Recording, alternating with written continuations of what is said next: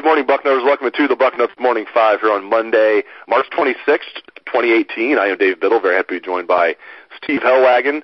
Steve, we get a chance to see practice here. We're going to be leaving here in a few minutes to go over to the WAC and watch the boys practice. We get the first hour of practice is open to the media before they kick us out.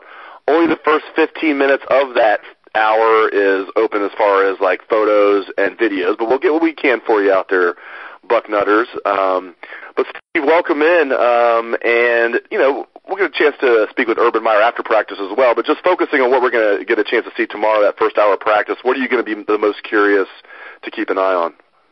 I think one of the things is probably offensive line groupings and who's lining up where. Of course, Michael Jordan is out this spring, had shoulder surgery, it seems, and so, Knox, is he in there? Bowen is not practicing either as he's coming back from the broken leg. So who is getting time? Is Matthew Burrell at guard? Is he helping out at center with Brady Taylor? Just who are the guys that they seem to be leaning on up there to fill those spots? You lost Billy Price and you lost Jamarco Jones, the center, and the left tackle, the two most important pieces. It sounds like Isaiah Prince moves from right tackle over to left tackle, and if he's going to play like he's capable, then that'll be fine. You've got three guys with starting experience there at guard with Knox and Bowen and Jordan, and that'll probably work itself out. So just got to find who's going to take over the other tackle position. Looked like Thayer Munford had a beat on that at one point. Malcolm Pridgeon is also in the running at guard a little bit from what we saw. So I think it's interesting to see how that all shakes out and get the best five guys out there this spring and really moving toward the fall. Yeah, Bowen played really well before the injury. I mean, you look at the Pro Football Focus grades.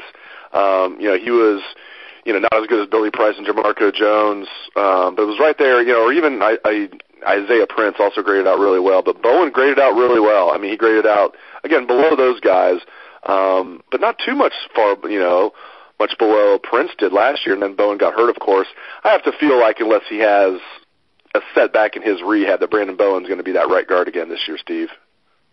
Yeah, he was very effective, and so that leaves kind of the open question. I mean, what do you do with Knox? I think Knox did a reasonably good job down the stretch. You figure Michael Jordan, a 2-year starter, if he comes back healthy, is going to have his spot there back at the left guard. So, yeah, I think it's all up in the air in terms of that. And, Greg Studrawa, that's what he's getting paid the big bucks, is to sort that out and figure out what the best five-man combination is.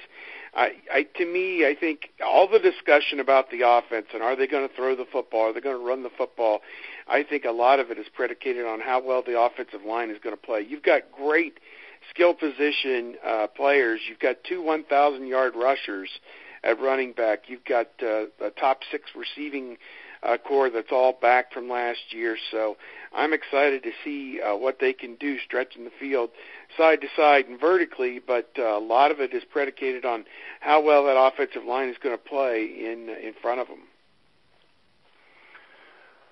When we're out here later this morning at the WAC, I'm sure the quarterbacks are going to be splitting the first team reps equally, and they'll just be going through drills while we're out there. Maybe I'm wrong. Maybe we'll see one or the other, Dwayne Haskins or Joe Burrow or Tate Martell. They always throw him in there too. Can't imagine he's going to be the one taking all the first team reps later today. But do you expect while we're out there, we'll get to what Urban Meyer will talk about in a minute, but while we're out there, do you expect to see anything from the quarterbacks that would tip the hand of what Ohio State's coaches are thinking? No, because they're looking at every day and every drill and every throw and every play, and they're not making decisions based on part of one practice or anything like that. It's an accumulation of things. And I can't tell you as we sit here, and Dave, when we spoke to him last week, did not want to divulge, who's got a lead or anything like that. It doesn't do him any good, to make grandiose proclamations today. The important thing is what happens in September October, November, and that first weekend in December. That's when it's really important to know who the guy is. And, we got a chance to talk to all three of those quarterbacks and Coach Day this past week. Very impressed with everything we heard from each of them. Haskins said he views himself as the man. Burrow seems a little bit put out that everybody thinks he's going to transfer. Tate Martell says, hey, what about me? Play the best player. If I win the job, I want to play. And Day said, we're going to play the best player. So that kind of in a nutshell tells you got three headstrong kids all going for this thing, and yet, they're mid-process. The coaches are not ready to make any kind of declarations or statements, and they don't need to. So let it play out, and when the spring ends, we'll take an inventory of where things are at.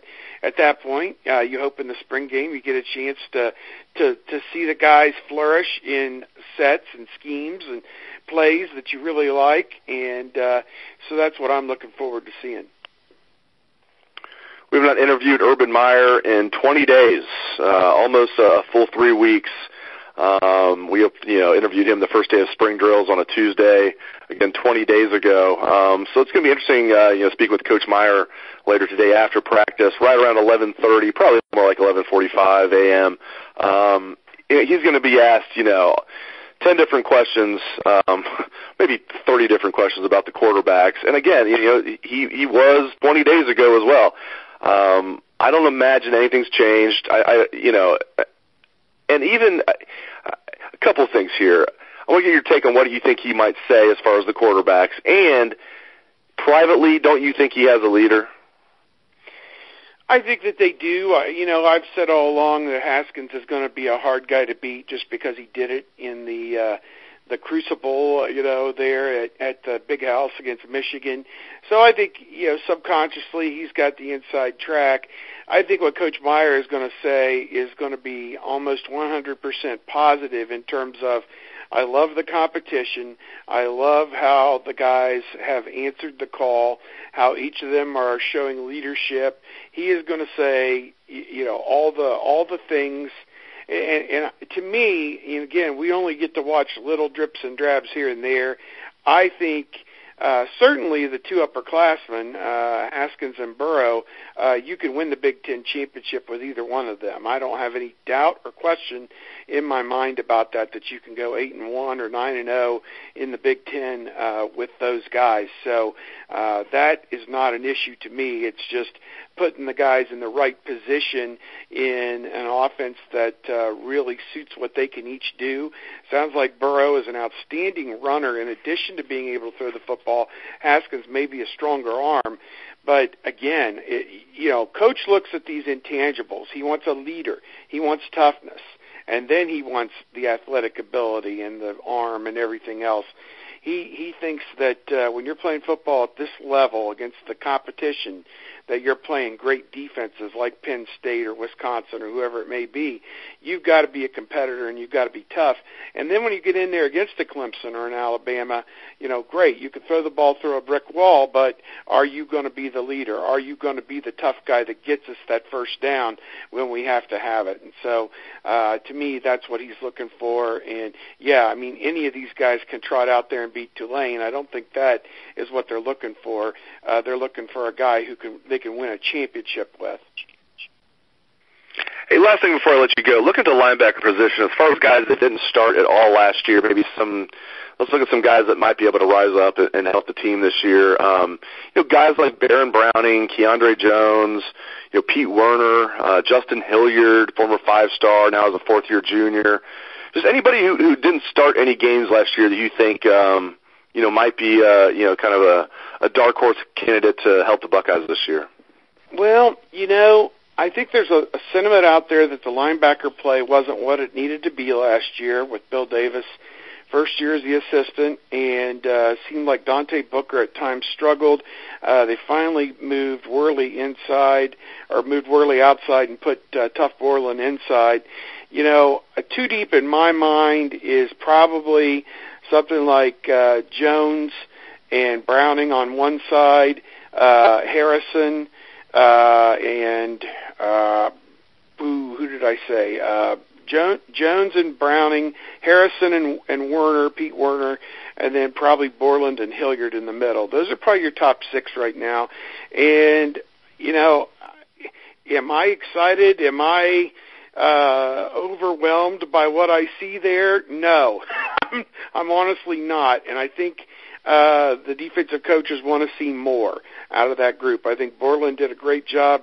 I think he had 8 or 9 starts as it turned out, and he did a pretty good job. So they are having open auditions there at those spots is how I would kind of categorize it. And I don't think they have any finished products there just yet. From what I've seen so far, I want to see more. So I'm excited to see which direction it goes. But, I'm not – I don't – if I had to put a comfortability grade, as I did on the offense last week, I'd put that about a C or a C+ right now for that defense and that, well, not necessarily the defense, but that linebacker group as a whole.